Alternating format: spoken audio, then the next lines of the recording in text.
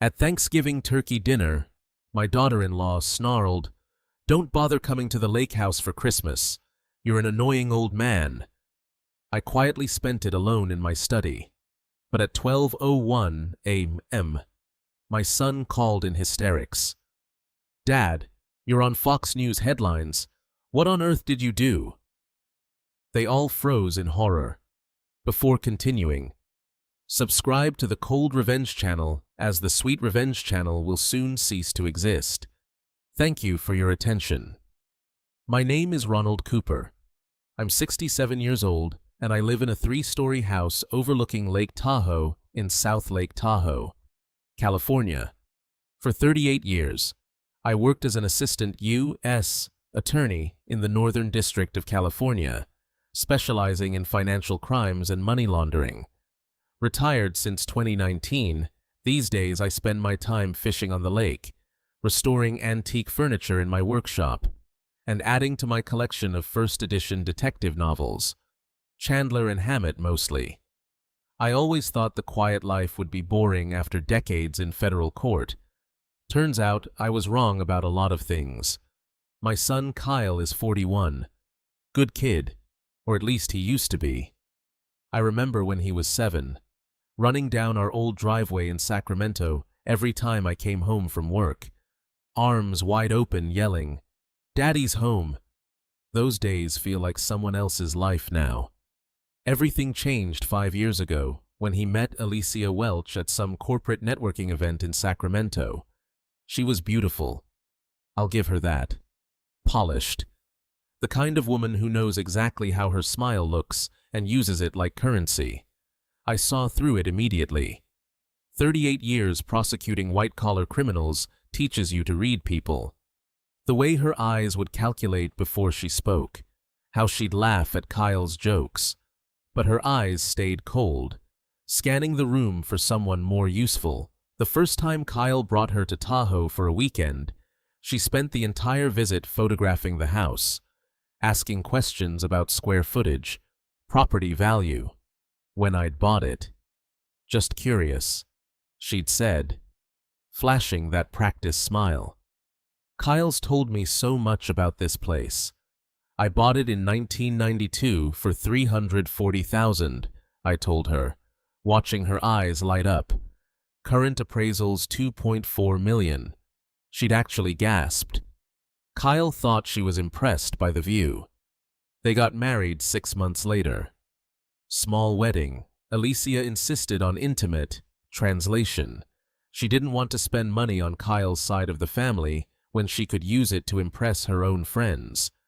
I paid for the rehearsal dinner anyway, $12,000 at some fusion restaurant in Sacramento, where the portions were smaller than the prices. The hints started slowly. Casual comments about how big houses are such a burden at your age.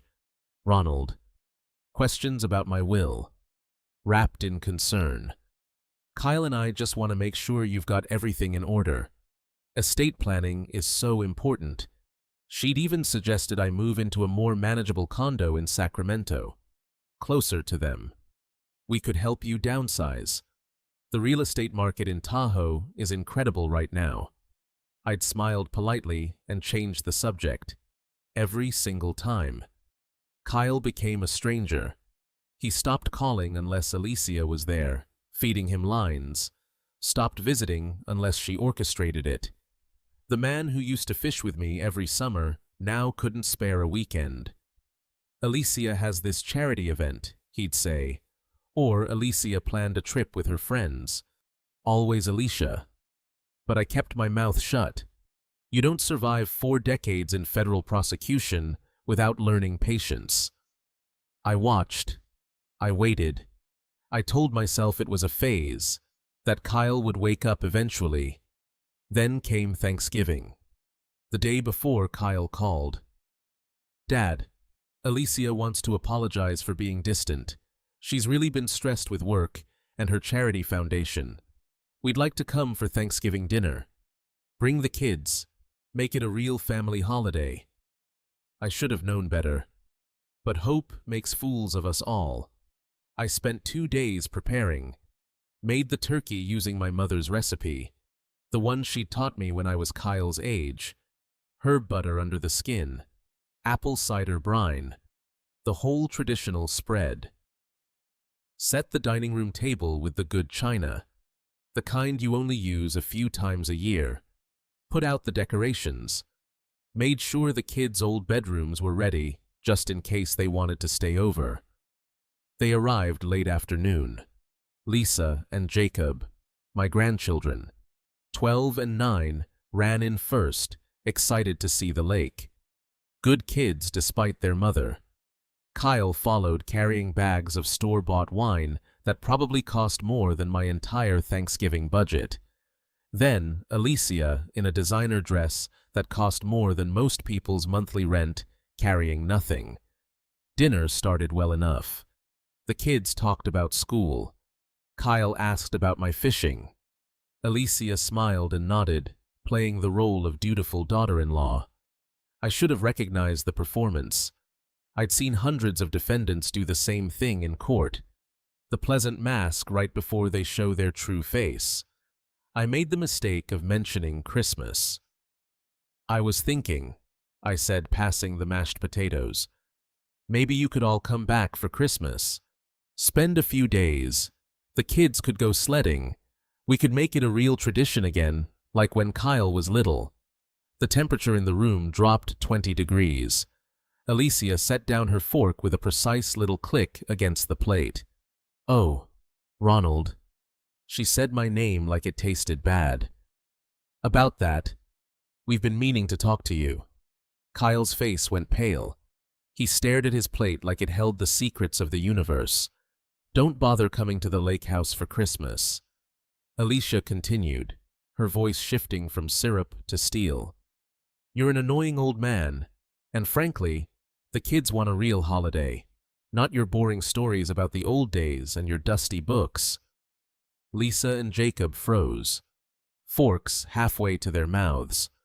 Kyle's jaw clenched, but he said nothing. Absolutely nothing. I felt something click inside my chest. Not heartbreak. I'd felt that before when Kyle first started changing. This was different. This was the sound of a decision being made. "I see," I said quietly, folding my napkin with deliberate care. "Well, I appreciate you being honest. Have a good evening." Alicia blinked, surprised I wasn't arguing. Kyle finally looked up, confusion crossing his face, maybe even guilt, but he still didn't speak, didn't defend me, didn't tell his wife she'd crossed the line. They left 20 minutes later. Alicia cheerful again, as if she'd just accomplished something important. The kids hugged me goodbye, confused and sad. Kyle mumbled something about, "I'll call you next week." But we both knew he wouldn't, not unless Alicia told him to. I stood in the doorway, watching their rented SUV pull away, taillights disappearing down Lakeshore Boulevard. Then I walked up to my study on the 3rd floor, poured myself 2 fingers of whiskey, and sat in my leather chair facing the lake. The sun was setting, painting the water gold and orange. Beautiful, peaceful, empty. For the first time in 5 years, I felt something other than sadness about my son's marriage. I felt clarity. You know what's terrifying for criminals? When a prosecutor knows exactly where to, I didn't sleep that night. Sat in my study until 3 o'clock in the morning, staring at the lake. Whiskey untouched on the side table. My mind wasn't on the insult. I'd been called worse things in courtrooms by people facing 20 years. What bothered me was the pattern. Alicia's words kept replaying, but underneath them I heard other things. Months of comments, questions, hints that I'd filed away without examining them closely. "That's a valuable property, Ronald. Must be hard to maintain at your age. Have you thought about what happens to the house when you're gone? Estate taxes can be brutal. Kyle mentioned you don't have a revocable trust. You really should get one." We know a great estate attorney. I'd thought she was just greedy, waiting for the inheritance like a vulture circling. Annoying, but legal. Lots of people marry for money. But the next morning, something nagged at me. I made coffee, sat at my desk, and did what I'd done for 38 years. I started looking at the details. Kyle and Alicia rented their house on Riverside Drive in Sacramento. I knew that because Kyle had mentioned it casually last year. Can't afford to buy yet, he'd said. Saving up for a down payment. Kyle made $78,000 a year as an insurance manager. Alicia worked as a PR manager for some small firm. I'd guess maybe $52,000. Combined income around $130,000. Sacramento's expensive, but not that expensive for a rental. Yet Alicia drove a brand new BMW X5. I'd looked it up once out of curiosity. $68,000. She wore Prada bags, Louboutin shoes, her Instagram. Yes, I'd looked. Prosecutors verify everything. Showed weekly dinners at restaurants where entrees started at $75, Vegas trips, Napa Valley wine tours, a weekend in Carmel. The math didn't work. I opened my laptop and started the way I always started financial investigations. Social media. People are astonishingly careless about what they post online. Alicia's Facebook profile was a masterclass in performance. Photos of her at charity galas, holding oversized checks, giving speeches at fundraising events. Everything centered around something called Light of Hope Foundation.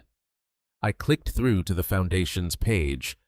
Professional website, slick branding, dedicated to helping Sacramento's homeless population through direct aid and community programs. Alicia was listed as executive director. Kyle was treasurer. The foundation claimed to have raised $340,000 over 2 years. I felt that old familiar tingle at the base of my skull, the one I used to get when a defendant's financial disclosure didn't match their tax returns. I spent the next 2 hours digging. Found their Form 99. Oh, the public tax filing. Every nonprofit has to submit to the IRS. It's public record, available to anyone who knows where to look. According to the 990, Light of Hope Foundation had raised $89,000, not $340,000, $89,000. A $251,000 discrepancy. I sat back in my chair staring at the numbers, made myself stay objective. Could be a mistake. Could be poor record keeping. Could be the website was aspirational, counting pledges that hadn't come through.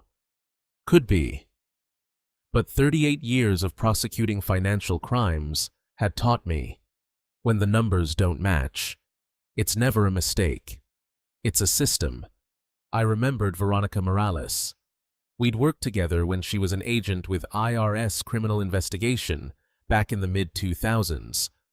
Sharp, relentless, treated tax fraud like a personal insult. She left the IRS 5 years ago to start her own private investigation firm in Sacramento. I found her number in my old contacts, Ronald Cooper. She answered on the second ring. I'll be damned. Thought you'd retired to some cabin in the woods. Close. Lake Tahoe. How are you? Veronica? Busy. Rich people keep doing stupid things with money, so business is good. She paused. This isn't a social call, is it? I need your help. Unofficial and fast. There was a long silence. Then, what kind of help? The kind you're good at. Financial investigation, non-profit organization, possible fraud, IRS case? Not yet, maybe never. I just need to know if I'm seeing things clearly or if retirement has made me paranoid. Another pause. Who's the target? I closed my eyes. My daughter-in-law and possibly my son. Ah, Her voice softened slightly. Want to tell me what happened? I gave her the abbreviated version, the Thanksgiving insult, the lifestyle that didn't match the income, the discrepancy in the foundation's numbers. Send me everything you've got, Veronica said. I'll take a look. If there's something there, we'll find it. Thank you. Ronald, are you sure you want to do this? If they're dirty and we prove it, that's your son. I looked out at the lake. The water was dark gray under cloudy skies, waves choppy from the wind. That's exactly why I have to do it, I said. He chose the wrong side. Someone needs to show him there are consequences. After I hung up with Veronica, I called Gerald Bishop. We'd worked together in the U.S. Attorney's Office for 15 years before he left for private practice in San Francisco. Criminal defense now, ironically, defending the same kinds of people we used to prosecute. Gerald, hypothetically speaking, if someone runs a nonprofit in California, what filing requirements do they have? Hypothetically, he sounded amused. Form 990 with the IRS, Statement of Information with the California Attorney General, Annual Registration Renewal. Why? You thinking of starting a charity? Just curious about compliance requirements. Uh-huh.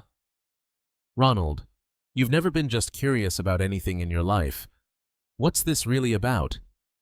Let's just say I might need your expertise soon. On the other side of the table this time. He laughed. You're investigating someone. Hypothetically. Fine. Keep your secrets. But when this blows up, and it will because you're involved, call me. I'll help however I can.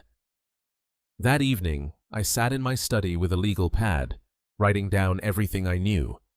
Every comment Alicia had made about my house, every question about my estate, every luxury purchase I'd noticed, every discrepancy between the foundation's website and their tax filing. At the top of the page I wrote, when numbers don't match, it's not a mistake, it's a system. I'd unraveled 127 money laundering cases in my career, seen every variation of the scheme. Fake charities were a classic.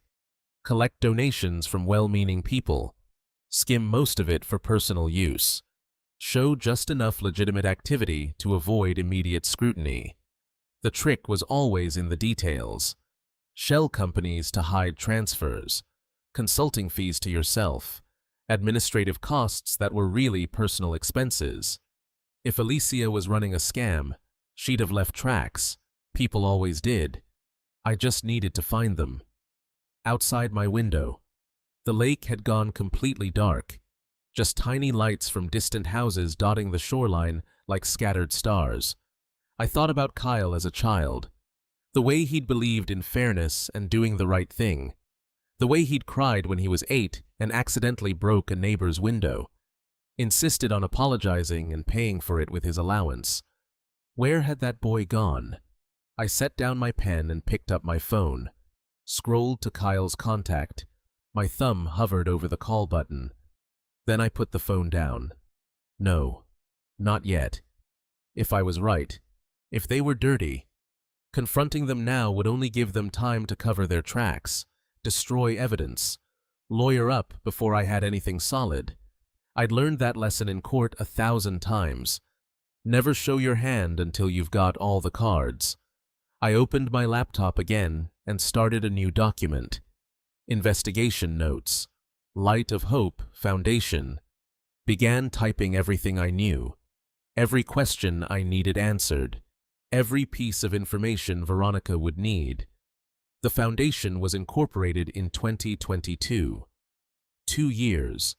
Alicia as executive director. Kyle as treasurer. If they'd been skimming for 2 years, there would be a pattern. Repeated transfers, consistent amounts, the kind of systematic theft that left a trail. I smiled grimly at the screen. You know what criminals forget? Prosecutors are patient. We don't rush. We build cases brick by brick, document by document, until the wall is so solid there's no way through it. And I'd just started building outside. The wind picked up, rattling the windows of my study. The lake was invisible now, swallowed by darkness. But I could feel it there, cold and deep and patient, just like me. A week later, Veronica pulled up to my house in a silver Audi. I watched from the third-floor window as she got out, pulled a leather messenger bag from the passenger seat, and looked up at the house with an appraising eye. Always the investigator. I met her at the door. She'd aged well, still had that sharp, focused look that made defendants nervous in interrogation rooms. Her handshake was firm. "Ronald, been too long. 5 years. Come in." I led her upstairs to my study. She paused at the doorway, taking in the floor-to-ceiling bookshelves, the antique desk, the panoramic windows overlooking the lake. "Nice setup. Retirement looks good on you." "Most days." I gestured to the chair across from my desk. "Coffee?" "Black. Thanks." I poured from the pot I'd made earlier, handed her a mug. We sat. She pulled out a notepad. "So, your daughter-in-law. Tell me everything." I'd prepared for this. Organized my thoughts like I used to organize case files. Started with the basics. When Kyle met Alicia, the quick marriage, the gradual change in my son, then the pattern of behavior, the questions about my estate, the hints about downsizing, the obvious discrepancy between their income and lifestyle. "And this charity foundation?" Veronica asked, scribbling notes.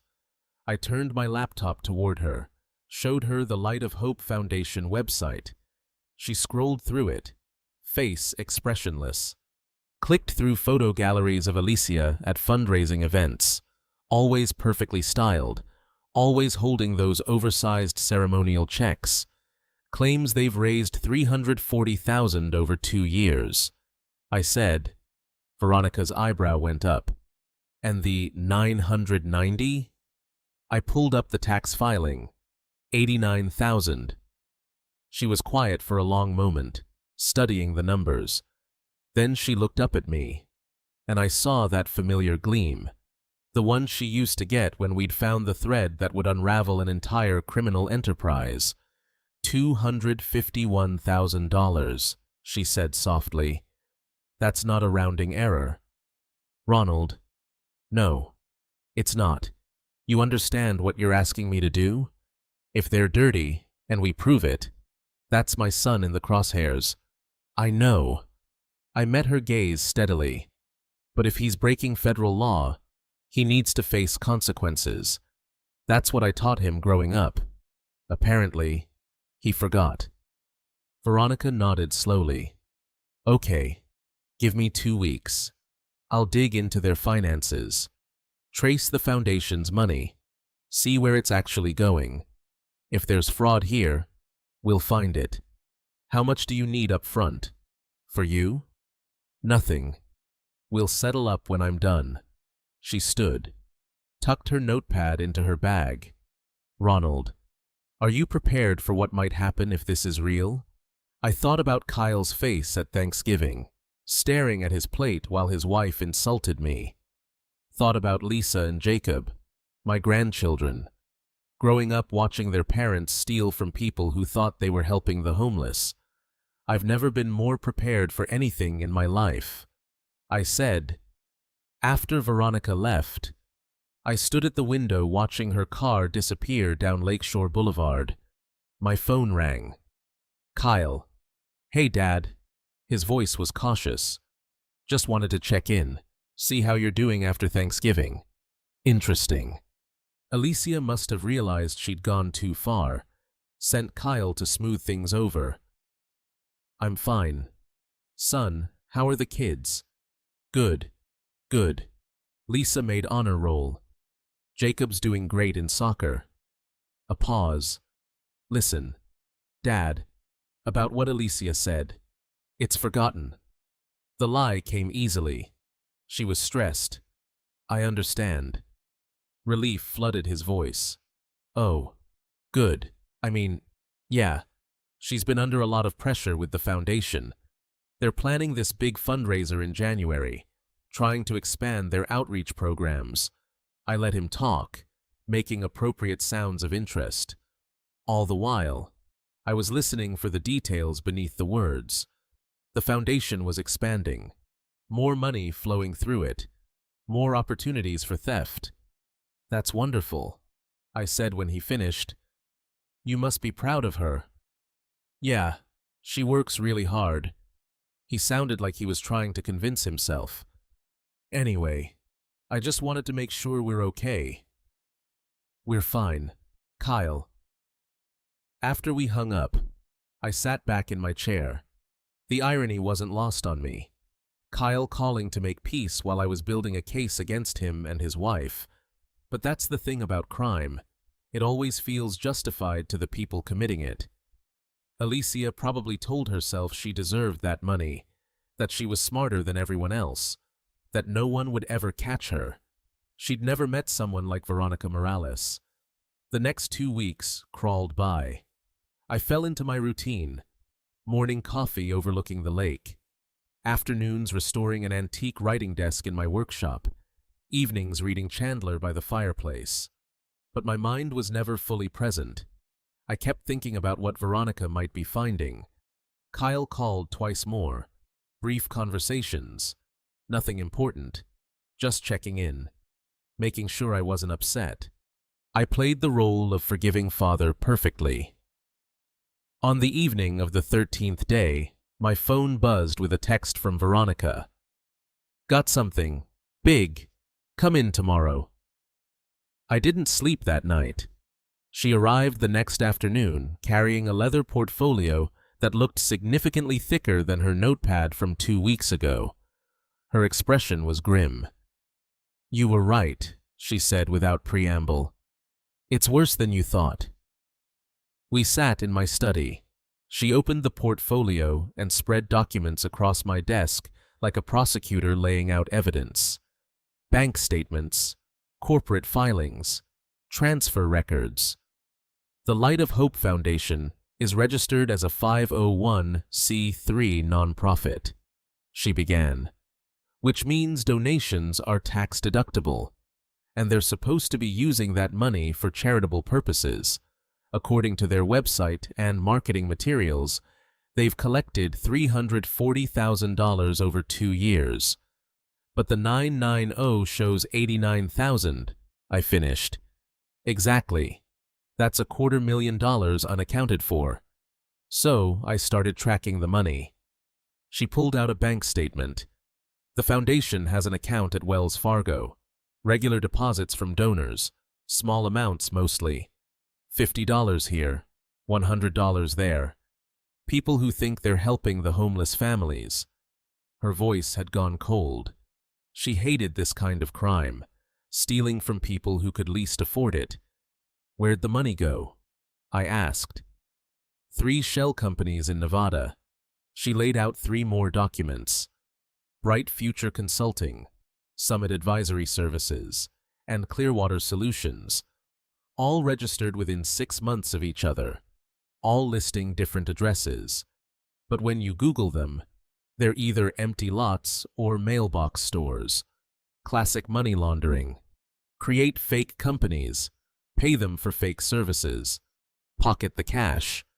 The foundation paid these companies for consulting services and administrative support. Veronica continued.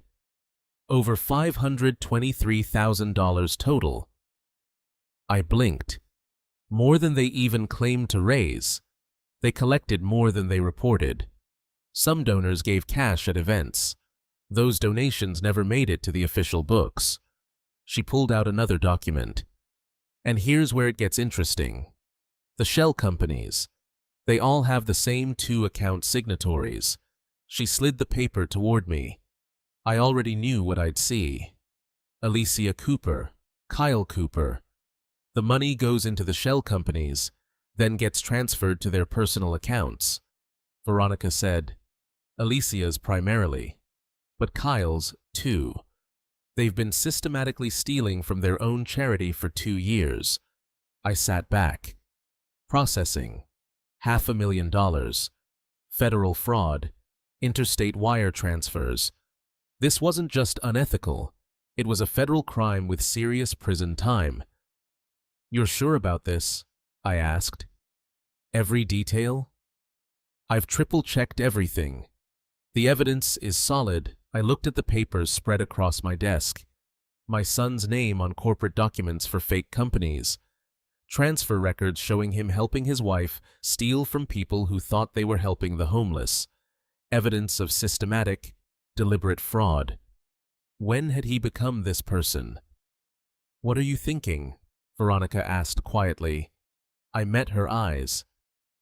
"I'm thinking that I spent 38 years putting people in prison for exactly this kind of crime, and that if anyone else brought me this evidence, I'd tell them they had a federal case. Airtight. And because it's your son?" "Because it's my son," I said slowly. "I need to be absolutely certain. Can you prove intent? Can you prove they knew this was illegal?" Veronica pulled out one more document, an email printed from Alicia to Kyle. "Make sure the transfers look like legitimate consulting payments. Keep them under $10,000 each to avoid reporting requirements. We need to be smart about this." Structuring. Deliberately keeping transactions below reporting thresholds to avoid detection. That showed consciousness of guilt. I felt something settle in my chest. Not anger, not sadness, just cold certainty. "Federal crime," I said. "Wire fraud, money laundering, probably tax evasion, too." "What do you want to do?" I looked out at the lake. The water was gray under cloudy skies, choppy from winter wind, cold, unforgiving. "How long would it take you to compile this into a formal report, something I could present to federal authorities?" 3 days, maybe 4. "Do it." I turned back to her. "Include everything, every transaction, every transfer, every piece of evidence. Make it so thorough that even a rookie prosecutor could get a conviction." Veronica studied my face. "You're sure? This is your son, Ronald. There's no coming back from this." I thought about Kyle at 7 years old, crying because he'd broken a neighbor's window, insisting on apologizing, on making it right. I thought about the man he'd become. Weak, complicit, helping his wife steal from the vulnerable. "That's exactly why I have to do this," I said. He chose the wrong side. Veronica left with her portfolio of evidence, promising to return with a complete investigative report. I sat alone in my study as darkness fell over the lake, thinking about what came next. This wasn't just about revenge. If I'd wanted simple revenge, I could have exposed them publicly, ruined their reputations, made their lives miserable. But that wouldn't stop them. Alicia would just find another scheme, another way to feed her greed. Kyle would follow along, too weak to say no. No. This needed to be permanent, legal, unassailable. I needed to build a case that would put them in federal prison. The thought should have hurt more than it did, but I'd spent 4 decades in prosecution. I knew the difference between justice and sentiment. Justice required hard choices. It required putting the law above personal comfort, even when the law meant turning in your own son. I called Gerald Bishop the next morning. We'd worked together for 15 years in the U.S. Attorney's Office before he'd gone into private criminal defense.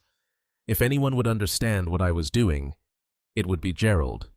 "Ronald Cooper." He answered. "Twice in 2 weeks. Should I be worried? I need some advice." Hypothetically. Still being cagey. I could hear him smiling. "What's the hypothetical situation? Someone discovers evidence of federal fraud, charity scam, money laundering through shell companies, interstate wire transfers. Very solid evidence. But the perpetrators are close to them. Family. A long pause. How close? Immediate family. Another pause. And this someone is asking whether they should report it to federal authorities. Hypothetically, Gerald sighed. Ronald, I know what you're doing, and I'm going to give you the same advice I'd give any client. Are you absolutely certain about the evidence? As certain as I've ever been about any case, because once you make this report, it's out of your hands. Federal prosecutors don't care about family relationships. If the evidence is there, they'll pursue charges, and federal conviction rates are what? 93%? 94.6%, I corrected. Right. So your family member goes to prison for years, probably federal prison, which is no joke. He paused. Is that really what you want? I looked out at the lake. Ice was forming along the shoreline now, delicate crystals catching the morning light. What I want, I said carefully, is for people who commit crimes to face I can't very well make an exception just because the criminal is related to me. That's not an answer? It's the only answer I have. Gerald was quiet for a moment. Then, okay, if you're going to do this, and it sounds like you've already decided, you need to do it right. Document everything. Chain of custody for all evidence.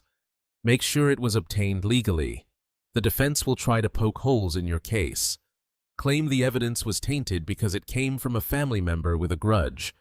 I'm using a private investigator. Former IRS criminal investigation. Everything's been obtained through legal channels, public records, legitimate inquiries. Good. And Ronald, when you submit this to the FBI and IRS, you need to include a statement explaining your relationship to the subjects. Full disclosure, it'll actually strengthen your credibility.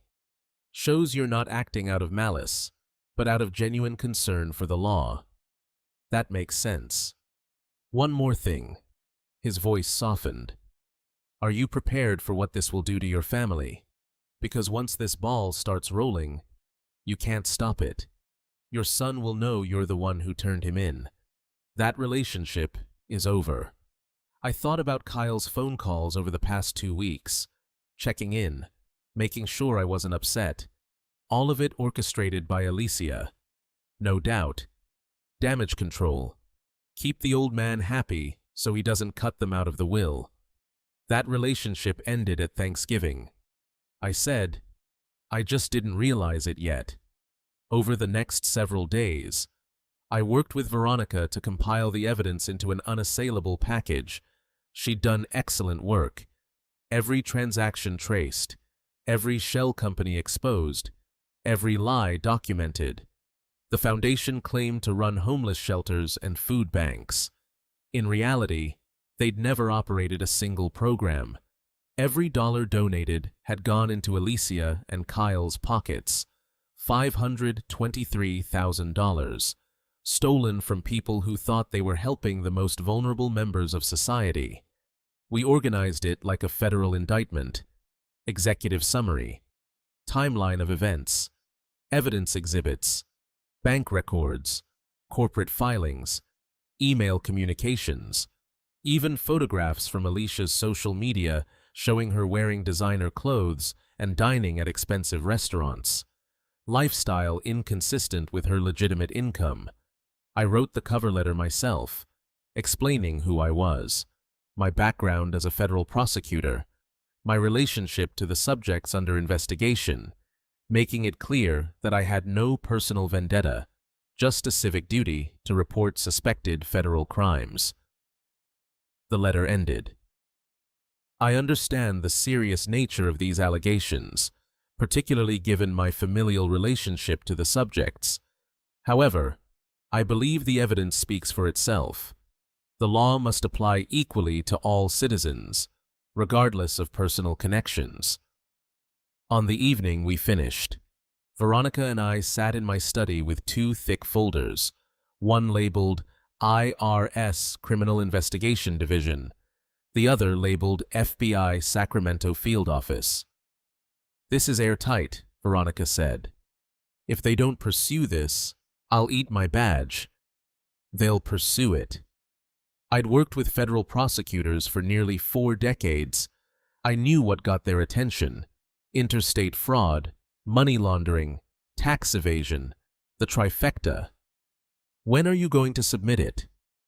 I looked at the folders. Once I handed these over, there was no going back. Kyle and Alicia would be investigated, likely indicted, probably convicted. Federal prison had a minimum of 85% time served. No parole, no early release. If they got 10 years, they'd serve at least 8.5. My son in federal prison because of me. Soon, I said. Veronica stood to leave. At the door, she turned back. Ronald, for what it's worth, I think you're doing the right thing. People like Alicia, they don't stop unless someone stops them. And Kyle, maybe prison will wake him up, give him a chance to become the man his father raised him to be. After she left, I sat with the folders on my desk. My phone rang. Kyle again. Hey Dad, just calling to see if you want to come to Sacramento for Christmas. Alicia feels really bad about Thanksgiving. She wants to make it up to you. I nearly laughed. Christmas. They wanted me to come to their house for Christmas. Probably so they could butter me up, make sure I wasn't planning to change my will. That's kind of you, I said. But I think I'll spend Christmas here this year. Quiet holiday by the lake. Oh, okay. He sounded disappointed. Or maybe that was Alicia in the background. Disappointed. Well, maybe we could come to you. The kids would love to see the house again. Let's see how schedules work out. Non-committal. Diplomatic. We talked for a few more minutes. He told me about Lisa's school concert, Jacob's soccer tournament. Normal grandfather-son conversation. As if everything was fine. As if his wife wasn't a criminal and he wasn't her accomplice. When I hung up, I looked at the folders again, picked up the one for the FBI, opened it, read through the executive summary one more time. The evidence was flawless. The case was unassailable. Any prosecutor in the country would jump at this. I closed the folder, set it back on the desk. The phone rang again. This time a number I didn't recognize. Mr. Cooper? This is Shannon Clark. I'm an attorney in Sacramento. Your son Kyle gave me your number. I wanted to introduce myself. I handle estate planning, and Kyle mentioned you might be interested in setting up a trust for your grandchildren.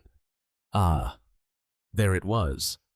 They'd sicked a lawyer on me, probably hoping to get information about my estate, my plans, my assets. That's thoughtful, I said, but I already have estate planning handled. Thank you. Of course. Well, if you ever need a review of your documents, or if you'd like to discuss options for minimizing estate taxes, I'd be happy to. I appreciate the offer. I'm all set. After I hung up, I smiled grimly. They really thought I was just a foolish old man, someone to be managed and manipulated. They had no idea what was coming. I spent that evening organizing my own documentation, timeline of events, records of every conversation with Kyle and Alicia, screenshots of Alicia's social media posts, my own statement about discovering the discrepancies and hiring Veronica to investigate. This wasn't just about turning over evidence. This was about protecting myself. Gerald was right. The defense would claim I had a grudge, that I'd fabricated evidence out of spite.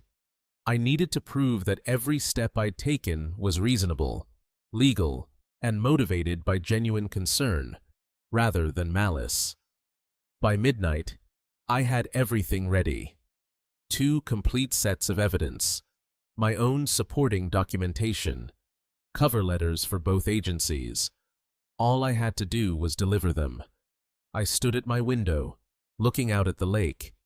The moon was nearly full, casting silver light across the water. beautiful, peaceful, deceptive, just like Alicia. I thought about my career, 127 money laundering cases, hundreds of defendants. Some of them had families, too. Children who cried when their parents were sentenced, spouses who begged for mercy. I'd never wavered then. Justice was justice. Why should I waver now? My phone buzzed. A text from Kyle. Thanks for understanding about Christmas. Dad. We love you. I stared at those 3 words. We love you.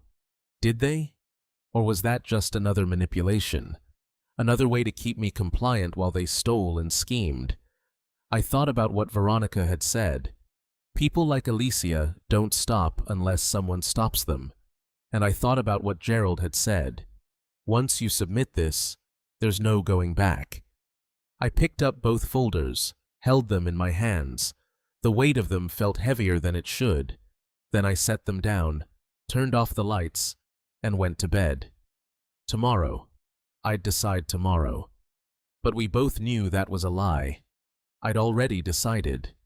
The moment I'd hired Veronica, the moment I'd started building the case, maybe even the moment Alicia had called me an annoying old man at Thanksgiving dinner, the decision was made. All that remained was following through. And that's when I understood exactly how I'd repay them. Not with anger, not with confrontation, but with the cold, methodical machinery of federal justice. The same machinery I'd operated for 38 years. The next morning, I woke at dawn, showered, dressed in a suit, the first time I'd worn one since retirement. Dark gray, crisp white shirt, conservative tie. If I was going to deliver evidence to federal agencies, I'd do it properly. I made coffee, carried it to my study, and sat with the 2 folders on my desk, opened each one, reviewed the contents one final time. Bank statements, corporate filings, transfer records, email evidence, Veronica's investigative report, my own sworn statement about discovering the discrepancies. Everything was there. Everything was perfect. At exactly 9:40 in the morning, I drove to Sacramento, 2 hours down from Tahoe, through pine forests that gradually gave way to valley flatlands. I kept the radio off, wanted silence to think. The IRS Criminal Investigation Office was downtown in a nondescript federal building. I walked in carrying the first folder, approached the security desk. I have evidence to submit regarding a federal fraud case, I told the guard. He looked at me, a 67-year-old man in a suit, speaking calmly, and picked up a phone. Let me get someone from CI. The agent who came down was younger than I expected, late 30s, maybe. Sharp eyes, though. She introduced herself as Special Agent Martinez. You have evidence of fraud? She asked. Money laundering, charity scam, over $500,000. I handed her the folder. Everything's documented. Bank records, shell companies, interstate transfers, federal jurisdiction. She opened the folder, scanned the first few pages. Her expression shifted. Surprise, then interest. This is comprehensive. I spent 38 years as a federal prosecutor, I said. Northern District of California. I know what a solid case looks like. You're the one who submitted this? She looked at the cover letter, saw my relationship to the subjects. Your son and daughter-in-law. Yes. She studied my face for a long moment. Mr. Cooper, are you aware that if we pursue this, they could face significant federal prison time? I'm aware. That's why I need you to look at the evidence objectively. Don't dismiss it because of my relationship to them. Look at the facts. She nodded slowly. We'll review this thoroughly. If everything checks out. She paused. You understand this can't be undone once we start investigating? I understand. I left the IRS office and drove to the FBI's Sacramento field office. Same procedure, same kind of reaction from the agent who took the second folder. Same questions about my relationship to the subjects. Same warnings about consequences. The law applies equally to everyone, I told him, including family. On the drive back to Tahoe, my phone rang. Kyle. Hey, Dad. Just calling to check in. How are you?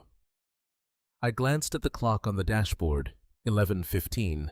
I'd submitted the evidence less than 2 hours ago. I'm fine, son. Just running some errands. Good. Good. Listen, Alicia wanted me to ask. We're planning a New Year's party. Small thing. Just some friends from the foundation. Would you want to come? Might be a good chance to meet some of the people we work with. The foundation. The fake charity they'd been using to steal money. That's kind of you, I said. But I think I'll pass. Quiet New Year at home sounds better. Oh, okay. He sounded disappointed. Or maybe that was Alicia whispering in the background. Disappointed. Well, if you change your mind, I'll let you know.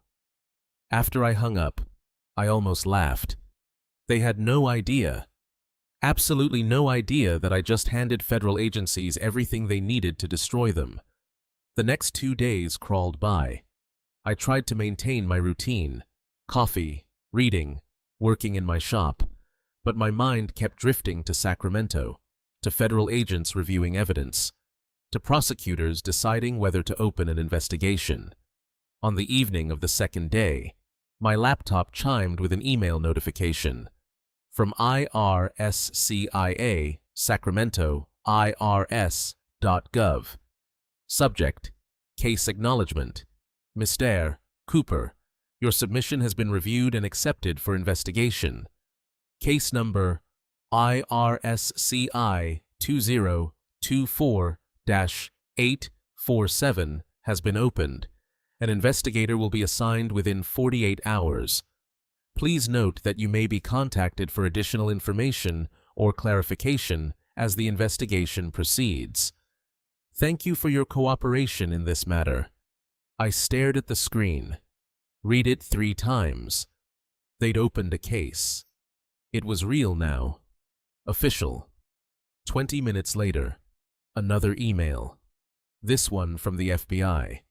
Your information regarding suspected federal fraud has been received and is being evaluated by our Sacramento office. A preliminary investigation has been initiated. We appreciate your detailed documentation and will contact you if additional information is needed. I sat back in my chair looking out at the lake.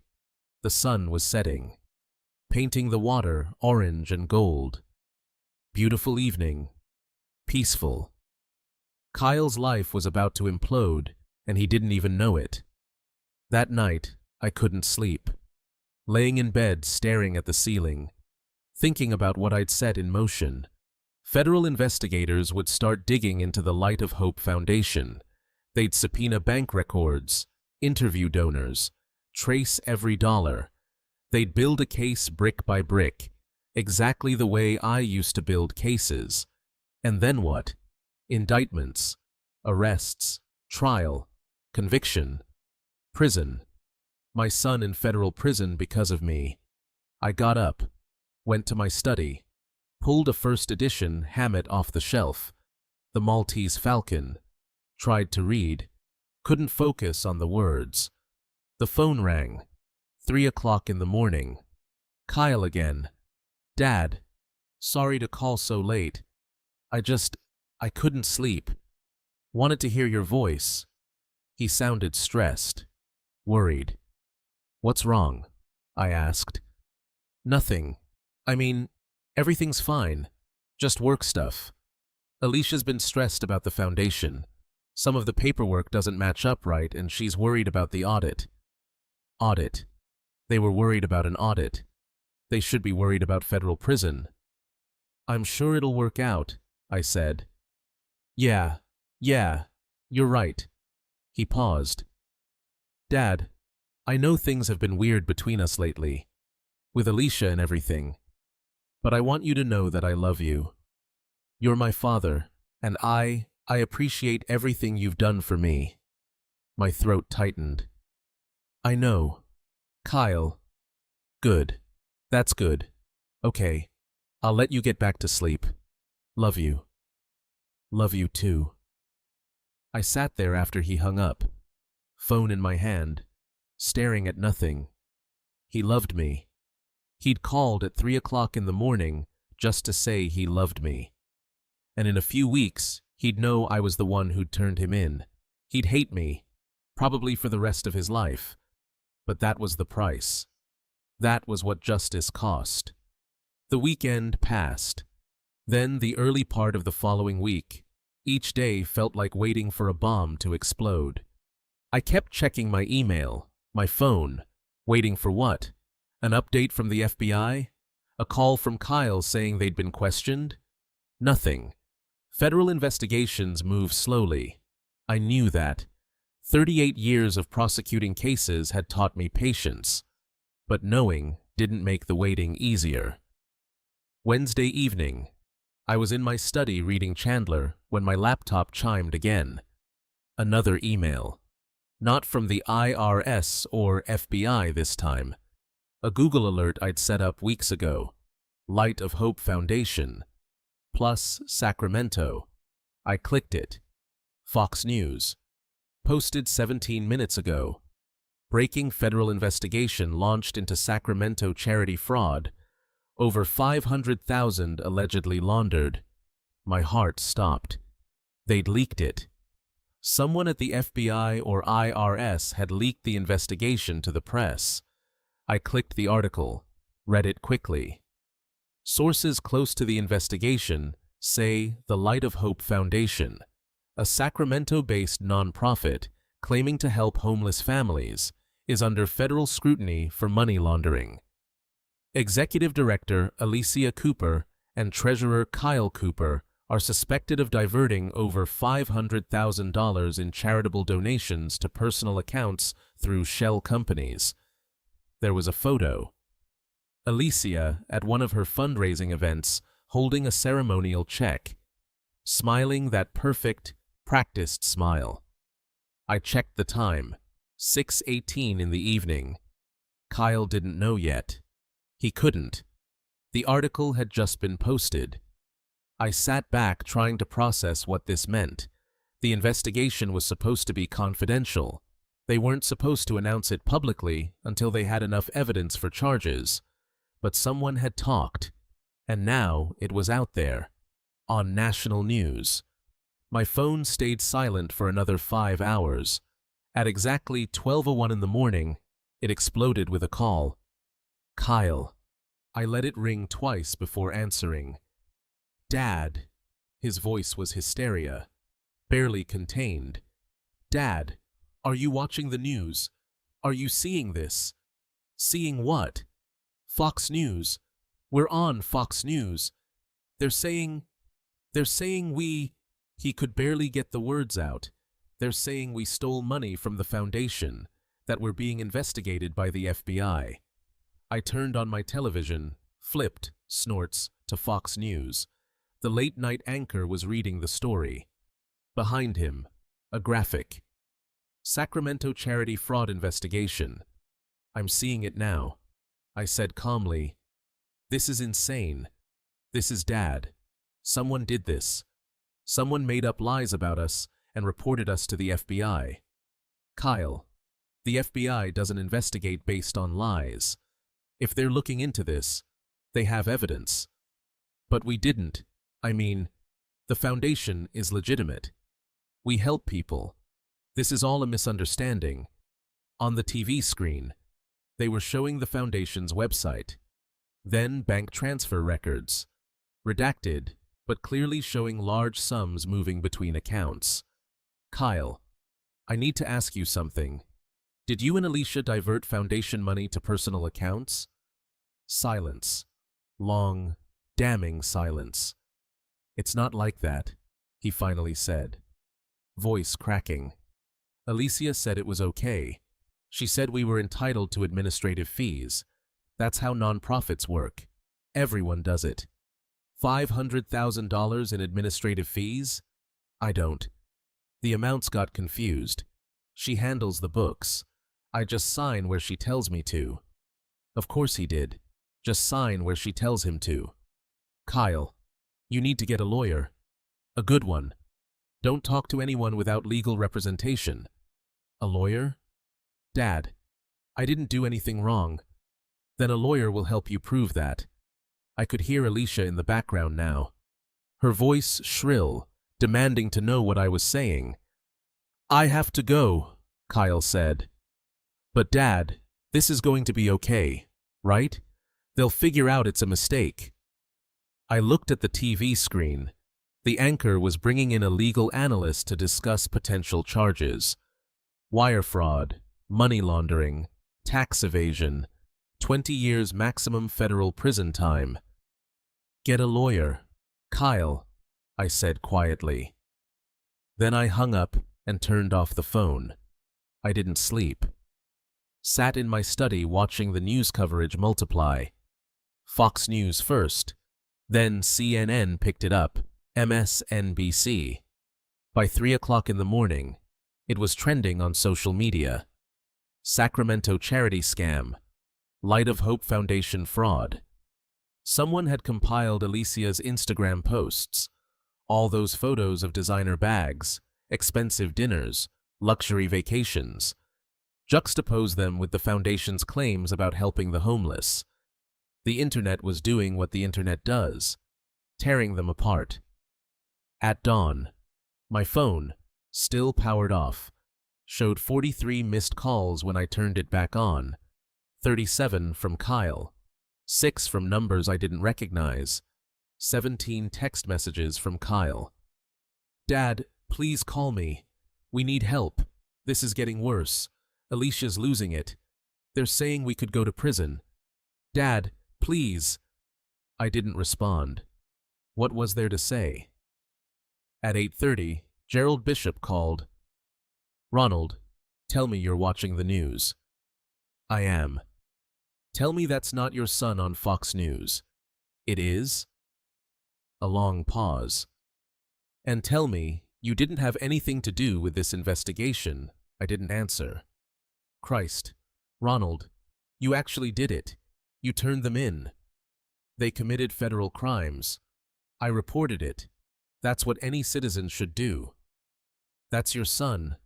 His voice rose. Your own son. Who was stealing from people who thought they were helping the homeless? Should I have ignored that because we're related? Gerald sighed heavily. No, you're right. But Ronald, you need to understand something. They're going to figure out it was you. And when they do, they're going to come after you hard.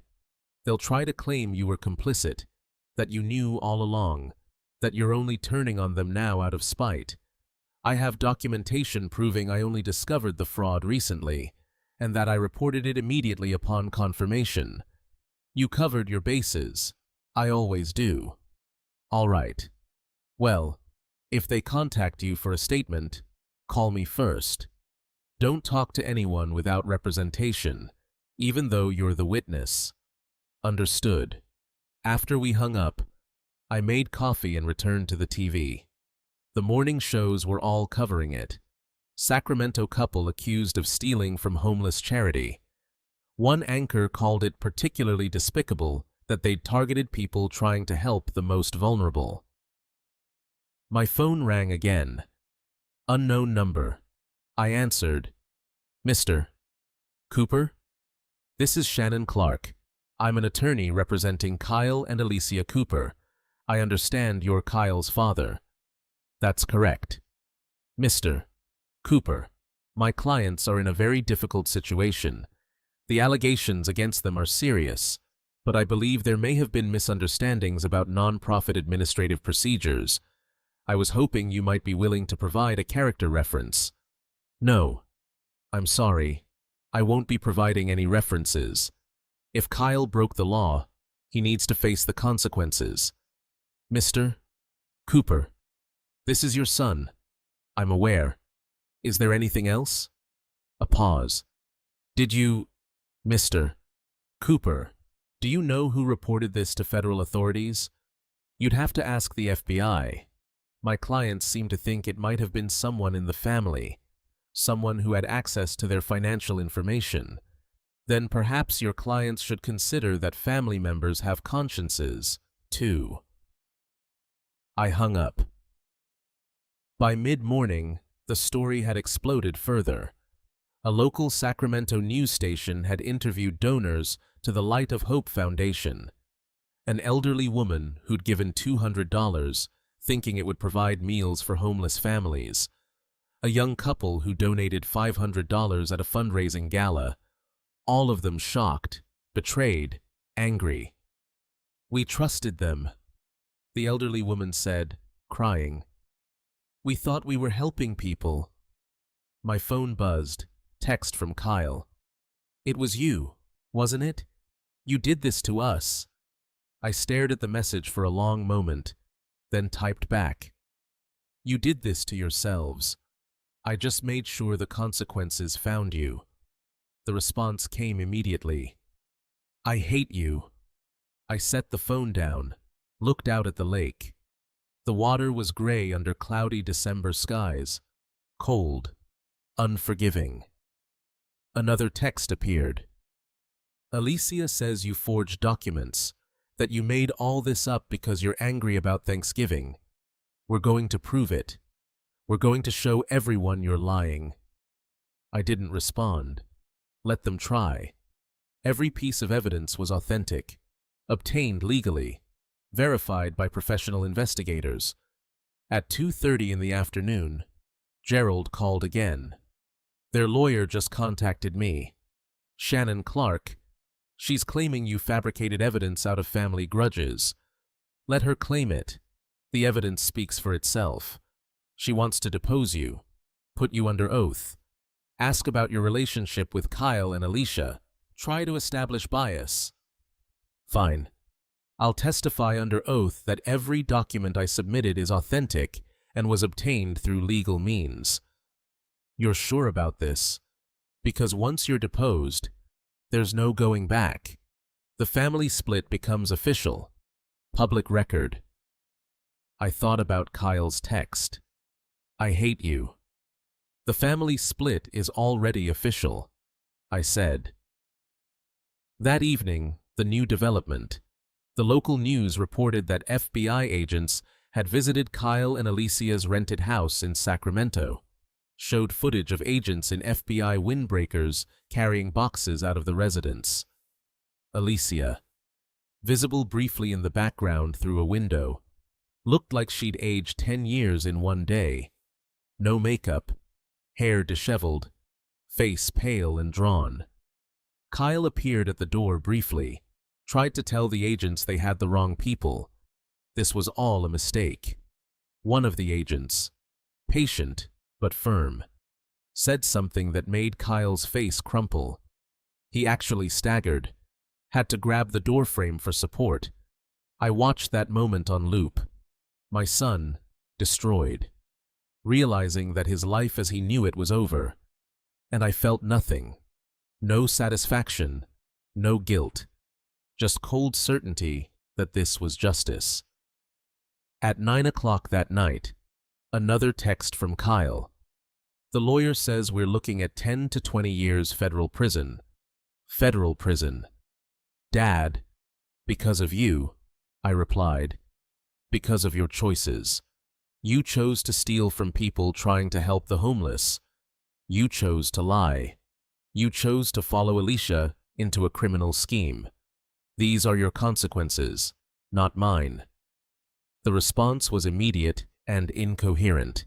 Lots of capital letters, accusations, threats, desperate pleas for me to fix this somehow. I turned off my phone. The next morning, more news. The California Attorney General had announced they were also investigating, looking into state-level charges beyond the federal case. The foundation's bank accounts had been frozen. Donors were being contacted for victim statements. And buried in one article, a detail that made me smile grimly. Sources say the investigation began after a detailed complaint was filed by a former federal prosecutor who discovered irregularities in the foundation's finances. They knew, or they'd figured it out, that I was the source. My phone turned back on, showed new messages. This one from Alicia's number, though clearly written by her. "You vindictive old bastard. You did this because I called you annoying. You're willing to destroy your son's life over a dinner table insult. What kind of monster are you?" I deleted it without responding. But then another text came through. This one different from Kyle. "The lawyer says our only option is a plea deal. Cooperate with investigators. Admit guilt. Hope for reduced sentences. She says Alicia could get 8 to 10 years. I could get 4 to 6. Federal prison, Dad. Real prison. And the kids? What happens to Lisa and Jacob?" I stared at that last line. The kids. My grandchildren. I hadn't let myself think about them much, but they were innocent in all this. And when Kyle and Alicia went to prison, I called Gerald. "I need a family law attorney. Best one you know. Someone who handles custody cases." "Custody? Ronald, what are you?" "When Kyle and Alicia are convicted, someone needs to take care of Lisa and Jacob. I'm going to petition for temporary custody. You're going to take custody of your son's children after you sent their parents to prison. They're my grandchildren. They're innocent, and they deserve stability." "Ronald," he sighed. "That's either the most compassionate thing I've ever heard or the most complicated. It's both. Can you get me that attorney or not? I'll make some calls." That afternoon, the final message from Kyle arrived. "They're coming to arrest us tomorrow. Christmas Eve. The FBI called our lawyer. They said we can turn ourselves in voluntarily, or they'll come get us." "On Christmas Eve, Dad? You did this. I hope you're happy." I wasn't happy, but I was certain. I typed one last response. "You made your choices. Now you have to live with them. The kids will be taken care of. I'll make sure of that." His response was just 4 words. "I'll never forgive you." I set the phone down and walked to my window. The lake was dark now, just a few lights from distant houses reflecting on the water. Tomorrow was Christmas Eve. Tomorrow my son would be arrested for federal crimes, and I would spend Christmas alone, knowing I'd destroyed my own family in the name of justice. The house felt very quiet, very empty, very cold. The next day, Christmas Eve, I woke early, made coffee in the silent kitchen, carried it to my study, turned on the television to catch the morning news. Every channel was still covering it. Sacramento charity fraud scandal. Kyle and Alicia's faces plastered across screens. Legal analysts discussing potential sentences. Federal prosecutors don't lose cases. Conviction rate above 94%. One analyst reminded viewers. I checked my phone. No messages from Kyle since last night's. "I'll never forgive you." But there was a text from Gerald. Their lawyer called. "Kyle and Alicia are flying to Las Vegas this afternoon, trying to get away from the media circus. FBI knows. Thought you should know. Running." Of course they were running. Not physically. They didn't have the resources or the courage for that. But fleeing Sacramento. Fleeing the reporters camped outside their rental house. Fleeing the neighbors who now knew what they'd done. I checked flight schedules. Reno Tahoe International Airport was closest to Sacramento. Most flights to Vegas would route through there. Around noon, Gerald called. "Just heard from a contact at FBI Sacramento. They're making arrests today. Christmas Eve. They wanted to wait after the holiday, but the media leak forced their hand. Can't let suspects run." "Where?" "Airport. Reno Tahoe. Kyle and Alicia have tickets on a Southwest flight this afternoon. FBI will be waiting." I felt something tighten in my chest. What time? Flight's at 6:20 p.m. They'll make the arrest at the gate. Public probably be filmed. Ronald, are you okay? Was I okay? My son was about to be arrested on national television on Christmas Eve.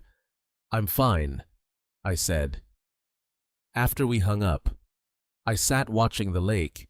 Ice had formed along the shoreline now, delicate crystals catching the afternoon light. Beautiful, peaceful, deceptive. At 4 o'clock, I couldn't resist anymore. Drove down to Reno, 45 minutes through mountain roads, past ski resorts decorated with Christmas lights, past families loading up cars for holiday trips. I parked in the airport garage and walked inside. The terminal was moderately busy. Holiday travelers, families heading to warm destinations, business people trying to get home before Christmas. I bought a coffee I didn't want, found a seat with a view of the southwest gates, waited. At 4:40, I saw them. Kyle and Alicia walking through security. She was wearing sunglasses indoors, trying to hide. He looked haggard, pale, like he hadn't slept. They each carried a small rolling suitcase, running to Vegas with whatever they could pack quickly. They made it through security, headed toward their gate.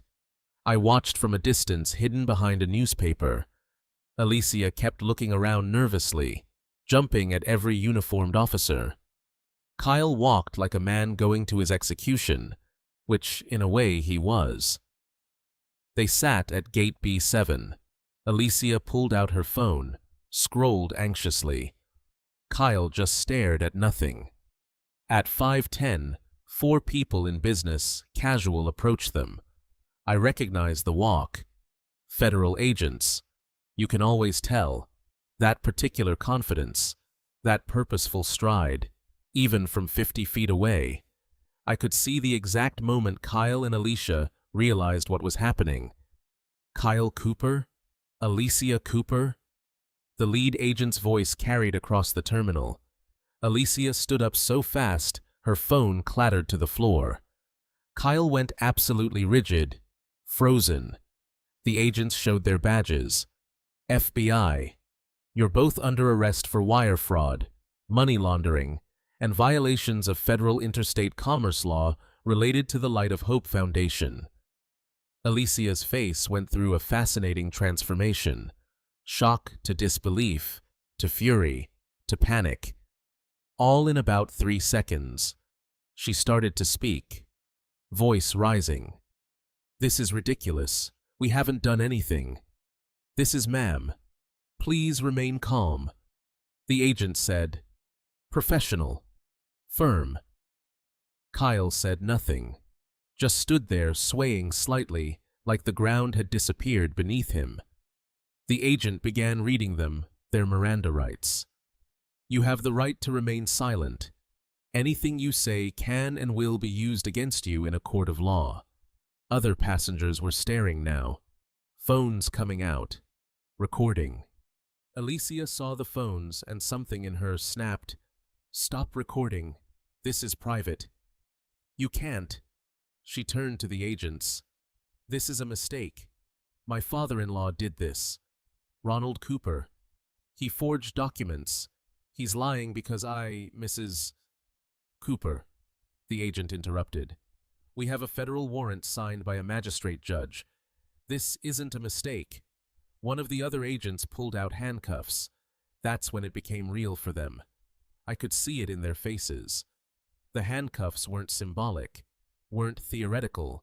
They were actual metal restraints that would actually go on their actual wrists.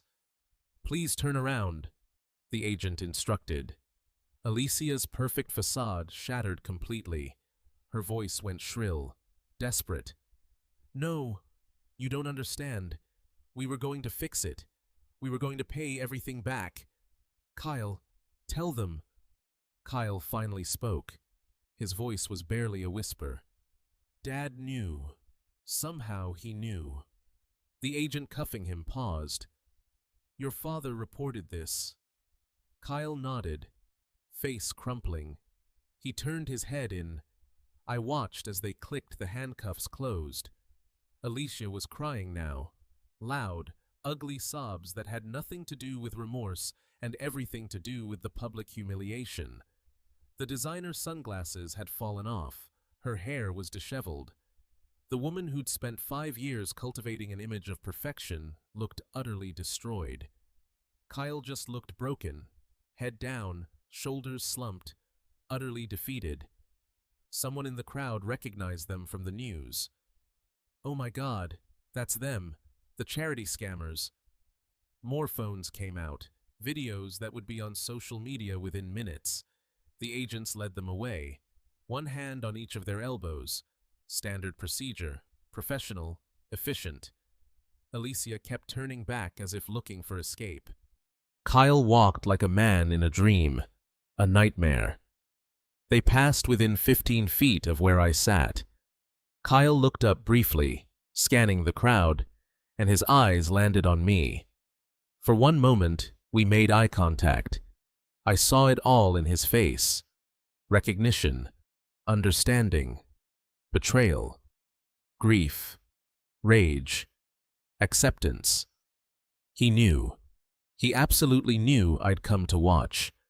His mouth opened like he was going to say something, then closed. What was there to say? The agents kept moving, leading them toward a side exit where a federal vehicle would be waiting.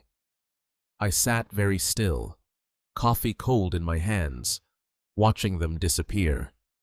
The terminal slowly returned to normal. Travelers went back to their phones, their books, their conversations. Within minutes, it was as if nothing had happened, except my son was in federal custody on Christmas Eve because of me. I drove back to Tahoe as the sun set. The sky turned orange and purple over the mountains, stunningly beautiful. Christmas lights twinkled in the windows of houses along the highway, families gathering, celebrations beginning. My phone rang as I pulled into my driveway. "Gerald, it's done," he said. "They're in custody. Federal Detention Center in Reno. Arraignment scheduled for 3 days from now. Bail will almost certainly be denied. Flight risk, access to stolen funds, interstate nature of the crime." "I know." "Ronald," he paused. "I hope this was worth it." I looked at my house. Dark, empty. No decorations, no tree, no family waiting inside. "So do I," said. Inside, I poured myself a glass of wine, sat in my study, picked up a first edition Hammett, but couldn't focus on the words. Outside the window, snow began to fall. First snow of the season, drifting down soft and silent, covering the lake, the trees, the docks, making everything clean and white. I thought about Kyle in a cell somewhere in Reno. Cold concrete, harsh lights, the smell of industrial disinfectant. On Christmas Eve, I thought about Alicia, probably still crying, still insisting this was all a mistake, all someone else's fault. I thought about Lisa and Jacob, my grandchildren, with Alicia's mother, confused and scared, not understanding where their parents were. My phone buzzed. Text from Veronica. "Saw the news. Arrests made. Are you all right?" I stared at the message for a long time before responding. Justice was served. That's what matters.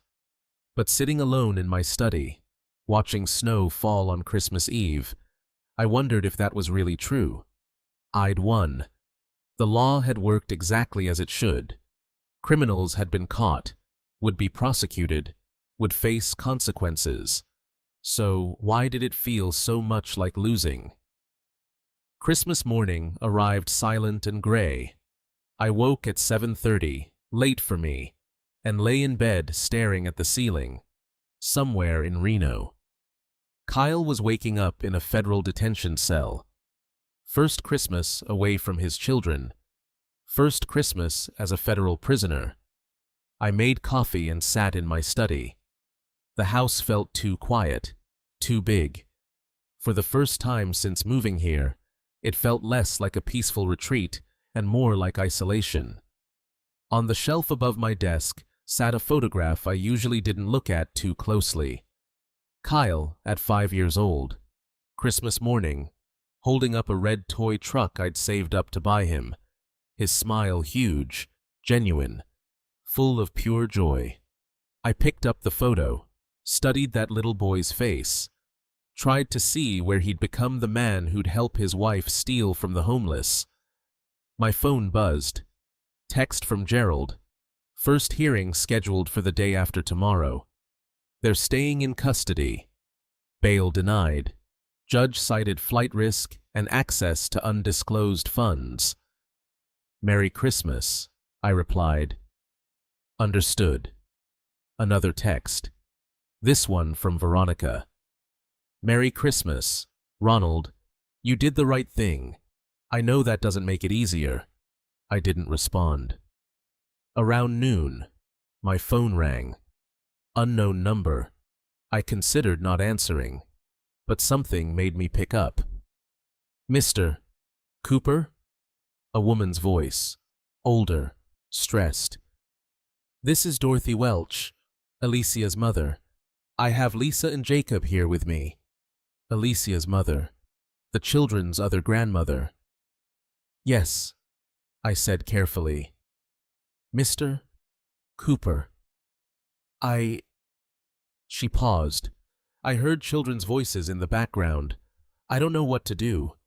The kids keep asking where their parents are. The news is everywhere. Lisa saw something online about arrests. I don't know how to explain this to them. I closed my eyes. Lisa was 12, old enough to understand. Jacob was 9, old enough to be scared. Tell them the truth. I said. Their parents made mistakes, bad choices with money. They're in trouble with the law now, but they're asking if they'll see them again, if they're safe, if, her voice cracked. Mr. Cooper, I'm 73 years old. I can't take care of 2 children long term. I don't have the energy, the resources. And with everything that's happening, I understand. Do you? Her tone sharpened. Because from what I hear, you're the one who did this. You turned in your own son, your own family, and now these children are suffering because of it. I could have argued, could have explained that Kyle and Alicia chose to commit crimes, that I simply ensured consequences followed, could have defended myself.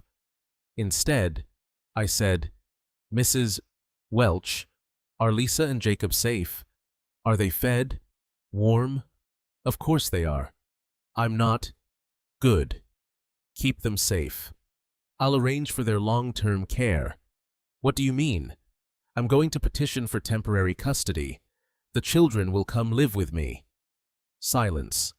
Then you destroyed their parents' lives, and then you want to take the children. I didn't destroy their lives. They did that themselves. But the children are innocent. They're my grandchildren, my blood, and they deserve stability. This is insane. This is reality. Mrs. Welch, Kyle and Alicia are facing federal prison time, probably years. Someone needs to care for Lisa and Jacob. I have the means, the space, and the legal right as their paternal grandfather. Another long pause. Then, quietly, they're good children. They don't deserve this. No, they don't. Which is why I'm going to make sure they're taken care of. After I hung up, I called Gerald. I need a family law attorney. The best one you know. I'm filing for emergency temporary custody of my grandchildren. Ronald, are you sure about this? You just sent their parents to prison. The optics alone. I don't care about optics. I care about Lisa and Jacob. They need stability, and they need it now. Can you help me or not? He sighed. I'll make some calls. But Ronald, This is going to be complicated. The courts might question your motivations. Alicia's attorney could use this as evidence of malicious intent. Let them try. I have documentation proving I discovered the fraud recently and reported it immediately. My actions were about justice, not family disputes, and the children's welfare is a separate issue entirely. All right, I'll have someone contact you today, even on Christmas. Thank you. I spent the rest of the afternoon making lists. What Lisa and Jacob would need. Their schools would have to be transferred, medical records, therapy. They definitely need therapy after all this. Their bedrooms would need to be set up. The house had guest rooms, but they'd need to feel like home, not temporary spaces. At 4 o'clock in the afternoon, I went down to the second floor, into the 2 guest bedrooms I hadn't used in years, opened windows to air them out, assessed what furniture was there, what would need to be bought. Lisa's room could face the lake. She'd like that. Jacob's could have the view of the mountains. I'd need to ask them about colors, decorations. Let them make it their space. As I worked, my phone kept buzzing with news notifications. The arrest had made national coverage. CNN, MSNBC, Fox News, all running the story. Sacramento charity founders arrested on Christmas Eve. Video of Kyle and Alicia in handcuffs at the airport shared thousands of times on social media. I turned off notifications. Around 6, as darkness fell, I found myself in my workshop in the basement, my antique furniture restoration hobby, half-finished projects scattered around, a Victorian writing desk, a mission-style bookshelf, an arts and crafts chair. On the workbench sat a small wooden toy chest I'd started months ago. No particular reason, just something to keep my hands busy. Now I had a reason to finish it. I worked until late, sanding, staining, ensuring every joint was perfect. Lisa and Jacob would need storage for toys, games, books. This would be a start. The physical work helped, focusing on something concrete, something I could control and perfect, unlike everything else in my life right now. At 10 o'clock, I went back upstairs, poured another glass of wine, stood at my study window looking out at the lake. The snow had stopped. The world outside was pristine, untouched, like a blank slate. My phone lit up with a text from Kyle's number, but not from Kyle. He wouldn't have phone access in detention. It was a photo sent hours ago, just coming through now, probably uploaded automatically to cloud storage before the arrest. Lisa and Jacob. Christmas morning with Alicia's mother, trying to smile for the camera, but their eyes were red. They'd been crying. I stared at that photo for a long time. Then I sat down and wrote an email to the family law attorney Gerald had recommended. I need to file for emergency temporary custody of my 2 grandchildren. Their parents are in federal custody facing serious charges. The children need immediate stable placement. I have documentation of my financial stability, suitable living conditions, and ability to provide care. Please advise on next steps. Sent it. Sat back. Thought about what came next. Legal battles, custody hearings, social services evaluations, explaining to Lisa and Jacob why their grandfather had turned in their parents, helping them understand that justice and love aren't opposites, that sometimes love means not letting people you care about destroy themselves and others. My phone buzzed one more time. Another text from Gerald. Family law attorney will call you first thing tomorrow. Merry Christmas. Ronald. For what it's worth, I think you're doing the right thing with the kids. I looked around my empty house, at the photo of young Kyle with his toy truck, at the falling snow outside, at the wine glass in my hand. I'd won. Justice had been served.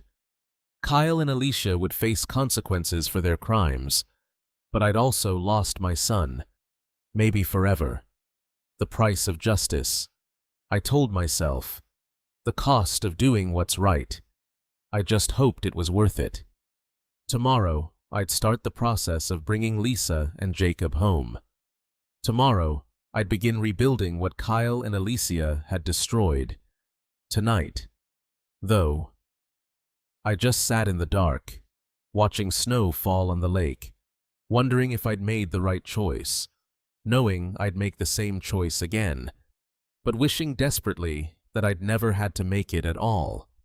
3 days after Christmas, I sat in my study while Gerald attended the arraignment in Sacramento. I'd chosen not to go.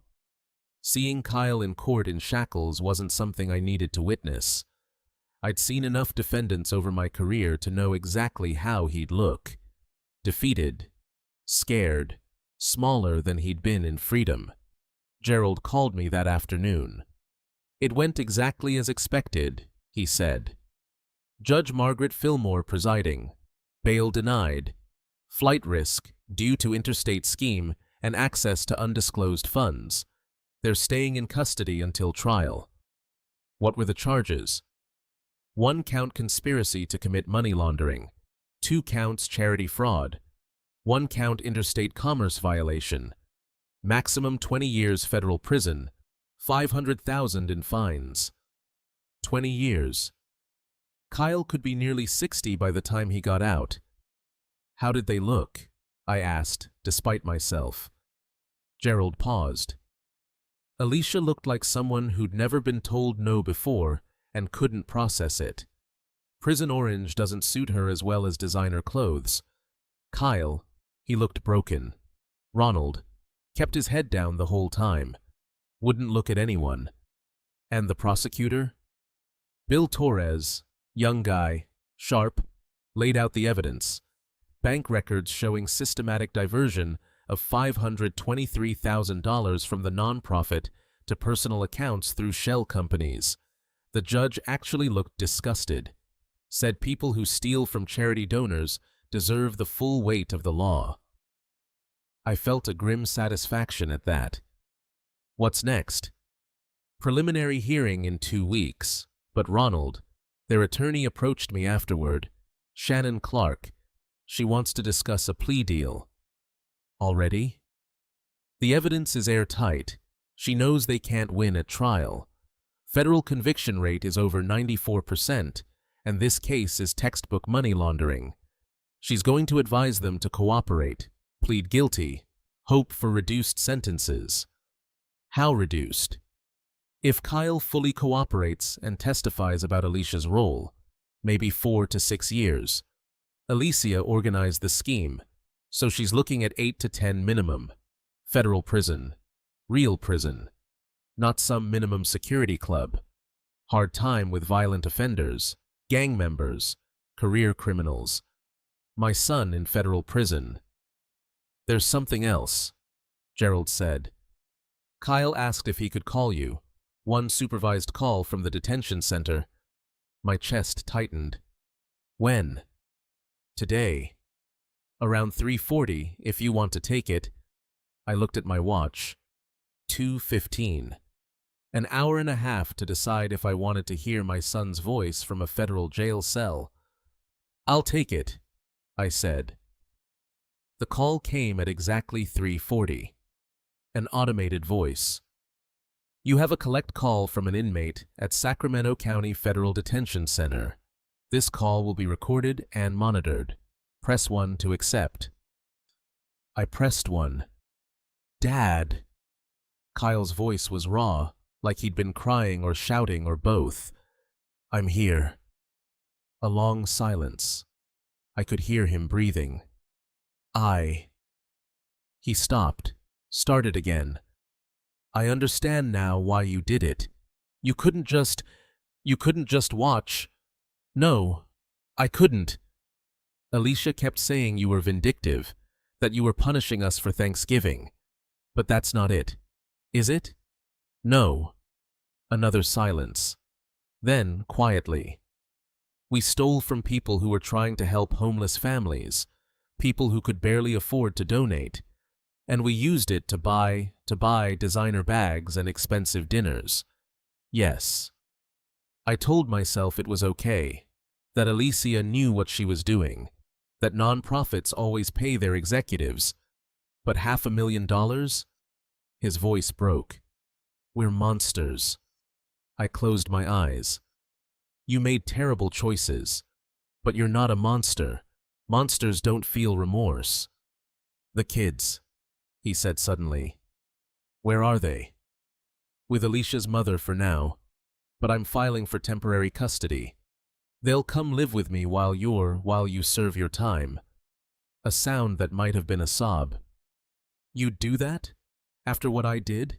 They're my grandchildren. They're innocent.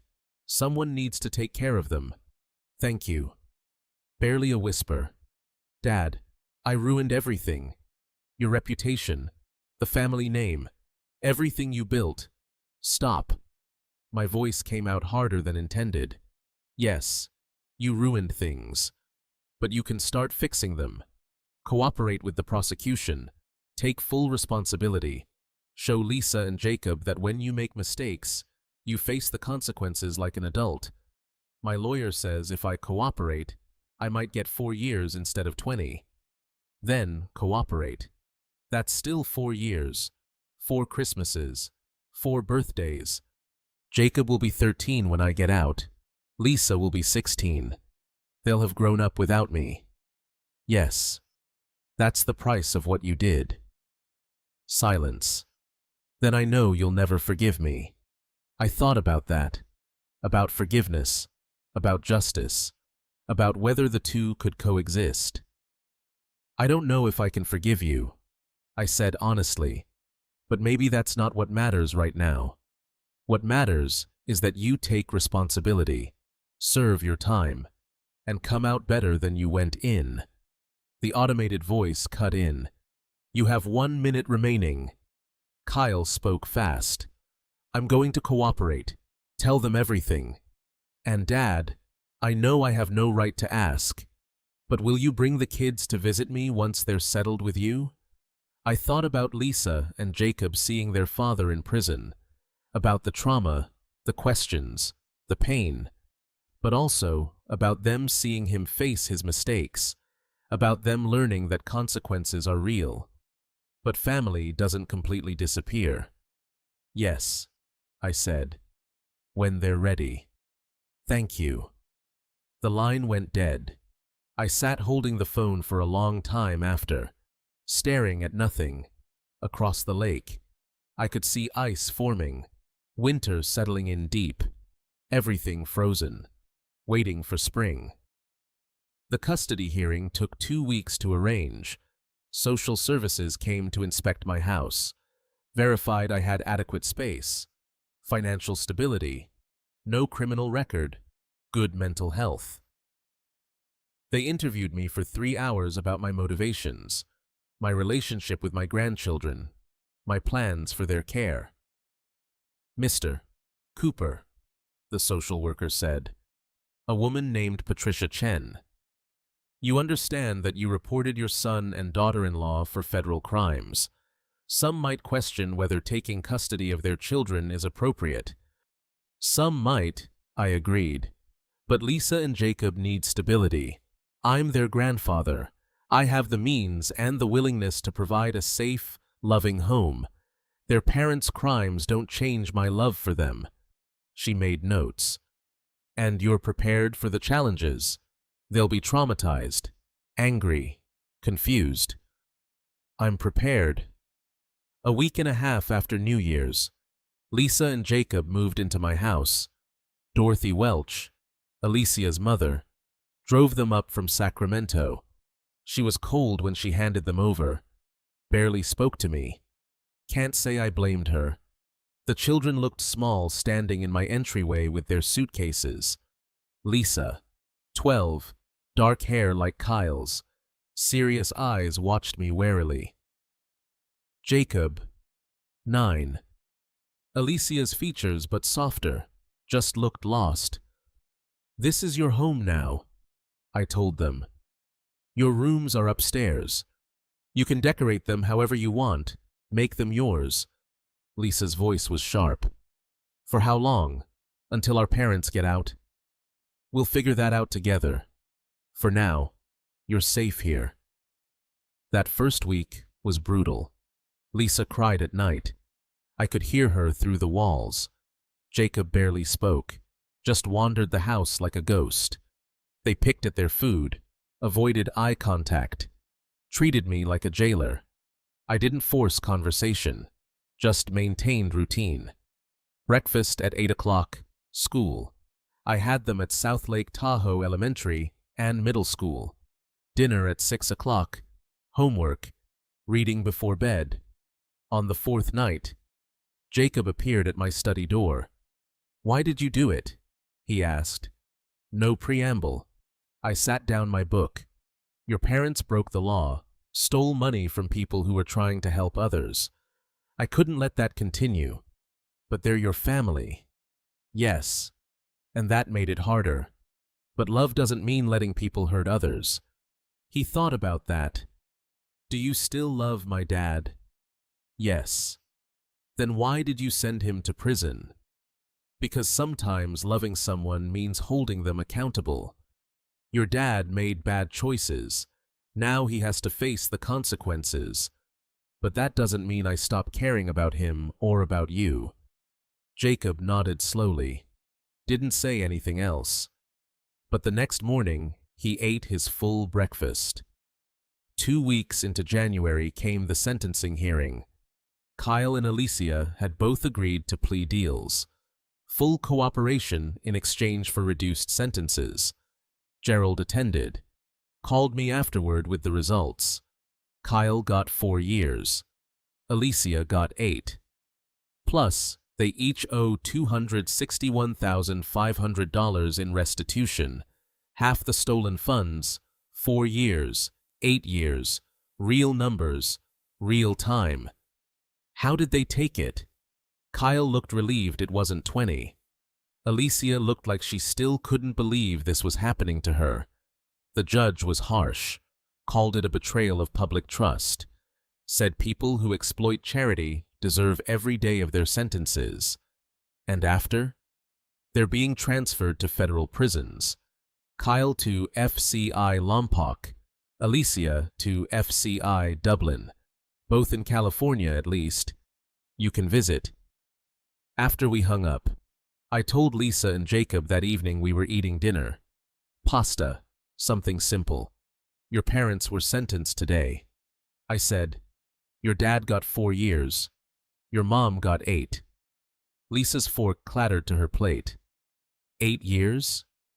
Yes, that means, she was calculating, I'll be 20 when she gets out. Jacob will be 17. Yes. She started crying. Not the quiet crying of night, loud, angry sobs. This is your fault. You did this to them. I didn't argue. Let her cry. Let her be angry. She was 12. Her world had collapsed. She had a right to rage. Jacob just sat there, frozen. Eventually, Lisa ran upstairs, slammed her door. Jacob looked at me. Did they do it? What you said? Yes. Did they steal from poor people? They stole from people who were trying to help poor people. Yes. He nodded, went back to his pasta. The next morning, Lisa came downstairs, red-eyed, but calmer. Grandpa? First time she'd called me that. Mom called last night from prison. She said you betrayed them, that you forged documents because you were mad about Thanksgiving. I met her eyes. That's not true. Every document I submitted was real, verified by professional investigators. The FBI wouldn't have arrested them without solid evidence. But she said, your mother is trying to make herself feel better by blaming me. I understand that, but it doesn't change the facts. She and your dad stole over $500,000. That's why they're in prison. Lisa studied my face. Do you hate them? No. I'm disappointed, angry at their choices, but I don't hate them. Do you hate us? Never. Your children. None of this is your fault. Something in her face cracked. She started crying again, but different this time. Not angry, just sad, grieving. I stood awkward, then pulled her into a hug. She collapsed against me, sobbing. Jacob joined us. The three of us stood in kitchen, holding each other while my grandchildren mourned their parents' catastrophic mistakes.